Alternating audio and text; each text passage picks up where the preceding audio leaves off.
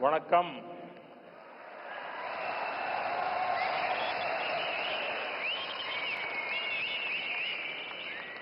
मंच पर विराजमान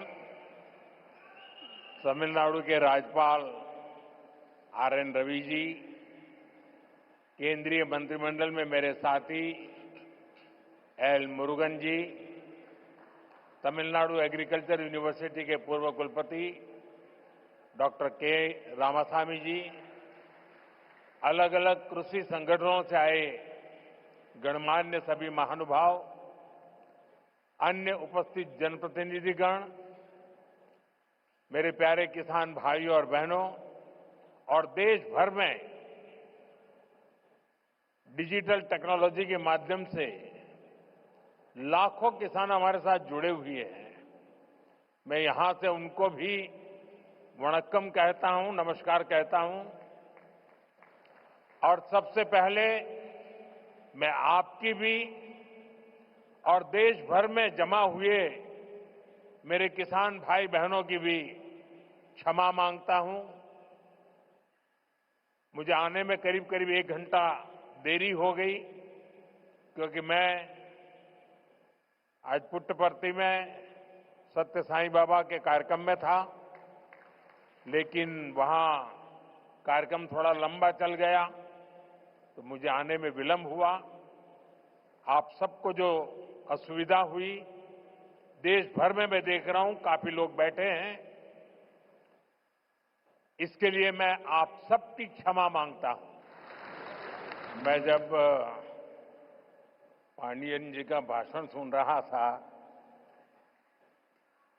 मुझे लग रहा था अच्छा होता किसी ने मुझे बचपन में तमिल सिखाई होती तो मैं आज उस स्पीच का इतना आनंद ले सकता था, लेकिन मुझे वो सौभाग्य नहीं मिला। लेकिन जो कुछ मैं समझ पा रहा था, वो जलीकुट्टे की बात कर रहे थे, वे कोविड के समय जो कठिनाइयां हुई उसकी चर्चा कर रहे थे। लेकिन मैंने रवि जी को कहा है कि मुझे पांडियन जी के भाषण को हिंदी या अंग्रेजी में तैयार करके भेजे, मैं इसे पढ़ना चाहूंगा। लेकिन मैं उनकी भावना को पूरी तरह आत्मसात कर रहा था, मैं अनुभव कर रहा था, और मेरे लिए बहुत अच्छा पल था ये। जब मैं यहां मंच पे आया तो मैं देख रहा था काफी किसान भाई बहन वो अपना गमछा घुमा रहे थे, तो मुझे लग रहा था कि बिहार की हवा मेरे आने से पहले पहुंच गई है। मेरे किसान भाई बहनों, कोयम्बटूर की इस पावन धरती पर सबसे पहले मैं मरुदमलई के भगवान मुरुगन को प्रणाम करता हूं। कोयम्बटूर कल्चर, कंपैशन और क्रिएटिविटी की भूमि है। ये शहर अपनी दक्षिण भारत की उद्यम शक्ति का पावर सेंटर है। यहां का टेक्सटाइल सेक्टर देश की इकोनॉमी का बहुत बड़ा कंट्रीब्यूटर है, और अब तो कोयम्बटूर एक और मायने में विशेष बन गया है। यहां के भूतपूर्व सांसद सीपी राधाकृष्णन जी अब उपराष्ट्रपति के तौर पर हम सबका मार्गदर्शन कर रहे हैं। साथियों, नेचुरल फार्मिंग एक ऐसा विषय है जो मेरे दिल के बहुत करीब है। मैं तमिलनाडु के सभी किसान साथियों को south India natural farming summit के इस अभूतपूर्व आयोजन के लिए शुभकामनाएं देता हूं। और अभी मैं प्रदर्शनी देखने गया था, मुझे बहुत किसानों से बातचीत करने का सौभाग्य मिला, और कोई मैकेनिकल इंजीनियरिंग करके पीएचडी करके खेती कर रहा है, कोई नासा में चंद्रयान का काम करते करते छोड़ करके खेती कर रहा है और खुद खेती करता है। इतना ही नहीं, अनेक किसानों को वो तैयार कर रहे हैं, नौजवानों को ट्रेन कर रहे हैं। मुझे आज सार्वजनिक रूप से स्वीकार करना होगा, अगर मैं आज इस कार्यक्रम में न आया होता तो मैंने मेरी जिंदगी में बहुत कुछ गंवाया होता और आज मैंने यहां आकर के बहुत कुछ सीखा है। मैं अब मन से तमिलनाडु के किसानों की जो हिम्मत है, परिवर्तन को स्वीकार करने की उनकी जो ताकत है, उसको सौ सलाम करता हूं। यहां किसान भाई बहन, एग्रीकल्चर साइंटिस्ट, इंडस्ट्री से जुड़े साथी, स्टार्टअप और इनोवेटर्स सब एक साथ जुटे हैं। मैं आप सभी का बहुत बहुत अभिनंदन करता हूं। साथियों, आने वाले वर्षों में मैं भारत की खेती में कई बड़े बदलाव होते देख रहा हूं। भारत नेचुरल फार्मिंग का ग्लोबल हब बनने के रास्ते पर है। हमारी बायोडायवर्सिटी एक नया आकार ले रही है। देश के युवा भी अब एग्रीकल्चर को एक मॉडर्न स्केलेबल अपॉर्चुनिटी के रूप में देख रहे हैं। इससे देश की रूरल इकोनॉमी को बहुत बड़ी ताकत मिलने जा रही है। मेरे किसान भाई बहनों, बीते 11 वर्षों में देश के पूरे कृषि सेक्टर में बहुत बड़ा परिवर्तन हुआ है।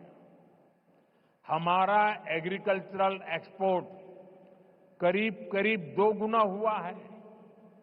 खेती को आधुनिक बनाने के लिए सरकार ने किसानों को मदद देने का हर रास्ता खोला है।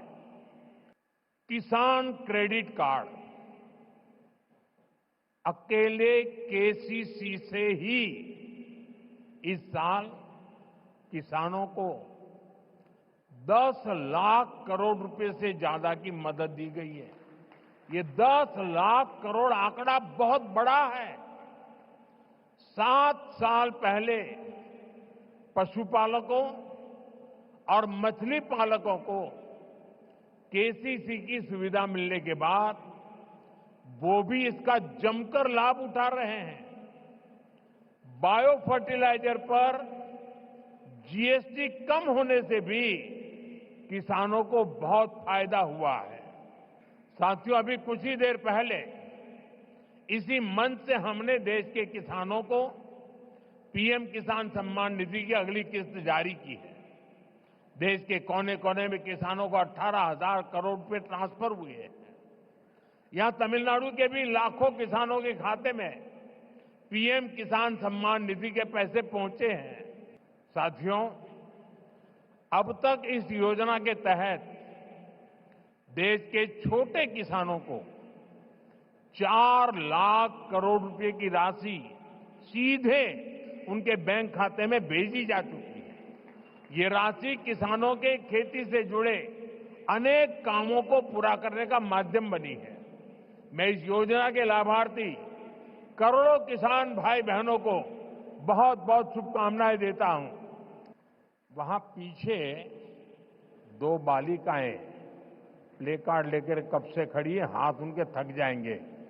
मैं सिक्योरिटी के लोगों से कहूंगा कि वो लेकर के, शायद मेरे लिए लेके आई हैं, वो लेकर के मुझे दे दीजिए और आपका जो कुछ भी मैसेज होगा मैं उसको बड़ी गंभीरता से लूंगा। साथियों, थैंक यू बेटा, आप कब से हाथ ऊपर करके खड़े थे। साथियों, नेचुरल फार्मिंग का विस्तार आज 21वीं सदी की कृषि की मांग है। बीते कुछ सालों में मांग बढ़ने के कारण खेतों में एग्रीकल्चर से जुड़े कई सेक्टर्स में केमिकल्स का इस्तेमाल तेजी से बढ़ा है। केमिकल फर्टिलाइजर्स और पेस्टिसाइड्स के ज्यादा इस्तेमाल के कारण सॉइल फर्टिलिटी गिर रही है, सॉइल मॉइस्चर पर असर पड़ रहा है और इन सबके साथ फार्मिंग की कॉस्ट पर हर साल वो बढ़ती ही जा रही है। इसका सॉल्यूशन क्रॉप डाइवर्सिफिकेशन और नेचुरल फार्मिंग से ही संभव है। साथियों, हमारी मिट्टी की फर्टिलिटी और क्रॉप में न्यूट्रिशनल रिवाइवल के लिए हमें नेचुरल फार्मिंग के रास्ते पर बढ़ना ही होगा। ये हमारा विजन भी है और हमारी जरूरत भी है। तभी जाकर हम अपनी आने वाली पीढ़ियों के लिए अपनी बायोडायवर्सिटी को संरक्षित रख पाएंगे। नेचुरल खेती हमें क्लाइमेट चेंज, मौसम में हो रहे बदलाव का सामना करने में मदद करती है। ये हमारी मिट्टी की सेहत को स्वस्थ रख सकती है और इससे लोगों को नुकसान करने वाले केमिकल से भी बचाया जा सकता है। आज का ये आयोजन इसी दिशा में एक बहुत बड़ी भूमिका निभाने जा रहा है। साथियों, हमारी सरकार भारत के किसानों को नेचुरल फार्मिंग के लिए भी बहुत प्रोत्साहन दे रही है। 1 वर्ष पहले केंद्र सरकार ने national mission on natural farming की शुरुआत की थी। इससे लाखों किसान जुड़ चुके हैं। इसका पॉजिटिव इम्पैक्ट खास तौर पर पूरे दक्षिण भारत पर में दिख रहा है। यहां आज तमिलनाडु में ही करीब 35,000 हेक्टेयर लैंड पर ऑर्गेनिक और नेचुरल फार्मिंग हो रही है। साथियों, नेचुरल फार्मिंग भारत का अपना स्वदेशी विचार है। यह हमने कहीं से इंपोर्ट नहीं किया है, यानी हमारी ट्रेडिशन से जन्मा है। हमारे पूर्वजों ने तपस्या करके इसको तैयार किया है और ये हमारे पर्यावरण के अनुकूल है। मुझे खुशी है कि दक्षिण भारत के किसान प्राकृतिक खेती की परंपराओं जैसे पंचगव्य, जीवामृत, बीजामृत, आच्छादन आदि को निरंतर अपनाए हुए हैं। ये परंपराएं मिट्टी का स्वास्थ्य बेहतर रखती हैं, फसलों को केमिकल मुक्त रखती हैं और इनपुट कॉस्ट बहुत कम कर देती है। साथियों, नेचुरल फार्मिंग के साथ हम अगर श्री अन्न, मिलेट्स की पैदावार जोड़ते हैं तो ये भी धरती मां की रक्षा में अहम भूमिका निभाते हैं। तमिलनाडु में तो भगवान मुरुगन को शहद और श्री अन्न से बने तेनम तिनई मावुम उसका भोग लगाया जाता है।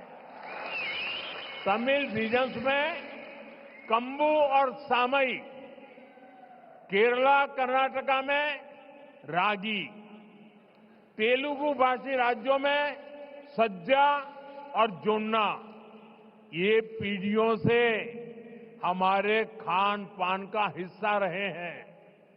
हमारी सरकार का प्रयास है कि हमारा ये सुपर फूड दुनिया भर के बाजारों तक पहुंचे और वैश्विक बाजार में इनकी पहुंच बढ़ाने में natural farming, chemical free farming को भी, इसकी भी बहुत बड़ी भूमिका है। इसलिए मैं समझता हूं इस समिट में इससे जुड़े प्रयासों पर भी अवश्य चर्चा होनी चाहिए।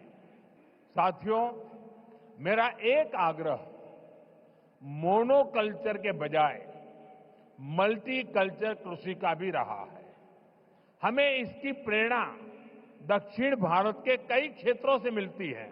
अगर हम केरला या कर्नाटका के हिली एरियाज में जाए तो हम मल्टी स्टोरी एग्रीकल्चर के उदाहरण दिखते हैं। एक ही खेती में नारियल, सुपारी और फ्रूट प्लांट्स होते हैं। इनके नीचे मसालों और काली मिर्च की खेती होती है। यानी छोटे से हिस्से में ही इतनी सारी चीजों को पूरी व्यवस्था बनाकर उगाया जा सकता है। यही नेचुरल फार्मिंग का भी मूल दर्शन है।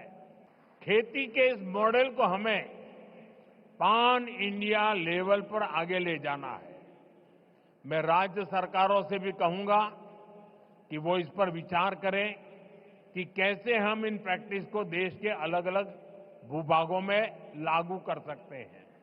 साथियों, साउथ इंडिया एग्रीकल्चर की एक लिविंग यूनिवर्सिटी रहा है। इसी भूभाग पर दुनिया के सबसे पुराने फंक्शनिंग डैम्स बने। यहां 13वीं सेंचुरी में कलिंग रायन कैनाल बनी। यहां के मंदिरों के तालाब डिसेंट्रलाइज्ड वाटर कंजर्वेशन सिस्टम का एक मॉडल बने। इसी धरती ने नदियों के जल को नियंत्रित कर इसे खेती के लिए इस्तेमाल करने का मॉडल दिया। इसी धरती ने हजारों वर्ष पहले इतनी साइंटिफिक वाटर इंजीनियरिंग की है।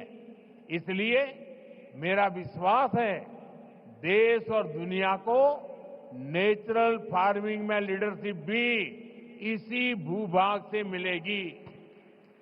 साथियों, विकसित भारत के लिए एक फ्यूचरिस्टिक एग्रीकल्चर इकोसिस्टम बनाने के लिए हम सभी को एक साथ मिलकर काम करना होगा। मैं देश भर के मेरे किसान भाई बहनों को, तमिलनाडु के मेरे किसान साथियों से कहूंगा कि आप 1 एकड़ 1 सीजन से शुरुआत करें। यानी आप एक सीजन में 1 एकड़ भूमि पर अपने खेत में 1 एकड़ एक कोने में नेचुरल फार्मिंग करके देखें। वहां से जो नतीजे मिलेंगे उनके आधार पर आप दूसरे साल और ज्यादा करें, तीसरे साल और ज्यादा करें और आप आगे बढ़े। मैं सभी साइंटिस्ट और रिसर्च इंस्टीट्यूशन से भी आग्रह करूंगा कि नेचुरल फार्मिंग को एग्रीकल्चर करिकुलम का मुख्य हिस्सा बनाएं। आप गांव में जाकर किसानों के खेत को अपने लैब बनाएं। हमें हर हाल में नेचुरल फार्मिंग को साइंस बैक्ड मूवमेंट बनाना होगा। नेचुरल फार्मिंग के इस अभियान में राज्य सरकारों और एफपीओज की बड़ी भूमिका और बहुत बड़ी भूमिका है। बीते कुछ सालों में देश में 10,000 किसान उत्पाद संघ एफपीओज बने हैं। एफपीओज के सहयोग से हम किसानों के छोटे छोटे समूह क्लस्टर्स बनाए। वहीं पर सफाई, पैकिंग, प्रोसेसिंग की सुविधा दें और इनेम जैसे ऑनलाइन बाजार से सीधे जोड़े। इससे प्राकृतिक खेती से जुड़े किसानों को और लाभ होने की संभावना होगी। जब हमारे किसान का पारंपरिक ज्ञान, विज्ञान की ताकत और सरकार का समर्थन तीनों जुड़ जाते हैं तो किसान भी समृद्ध होगा और हमारी धरती मां भी स्वस्थ रहेगी। साथियों, मेरा पक्का विश्वास है ये समिट और खास करके हमारे किसान भाई बहनों ने जो नेतृत्व दिया है, इस समिट से देश में नेचुरल फार्मिंग को एक नई दिशा मिलने वाली है। यहां से नए आइडियाज, नए सॉल्यूशंस निकलेंगे।